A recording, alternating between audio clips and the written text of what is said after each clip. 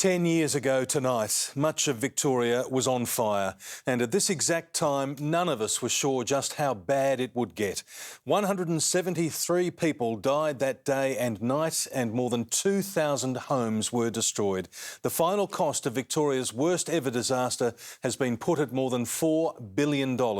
It affected countless lives, including our own Norm Beaman, who raced home from the newsroom, his wife trapped on their country property as the fires swept through. This is Norm from that day. It's just horrible at the moment because my wife's in there in the middle of this, and last time I spoke to her, she was screaming, she was frantic. She told me she was going to jump into the dam with a blanket over her. The sheds were burning. She said the house was about to go. I don't give a damn about that, but I just want to know she's alive. She was, but it was another 5 hours before her family heard Annie Beaman was safe. And a decade on, the wound is still raw. Without doubt, the worst day of my life. And fortunately, my wife is still with me.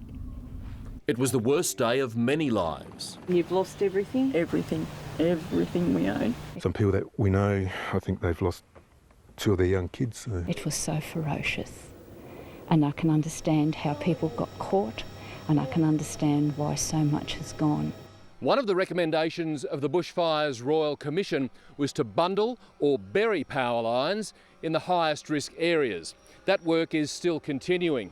But there's one other measure which some say is the most critical bushfire prevention strategy of them all. We don't do enough fuel reduction burns. If you can keep the fuel load down on the forest floor, then you can avoid Black Saturday type fires.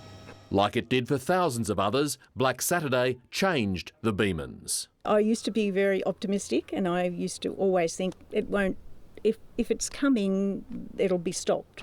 But that day was on such a huge scale that, you know, nothing could stop it. But leaving the mountain isn't an option. The beauty of the area just outweighs the threat that may or may not come. Dean Felton, 7 News.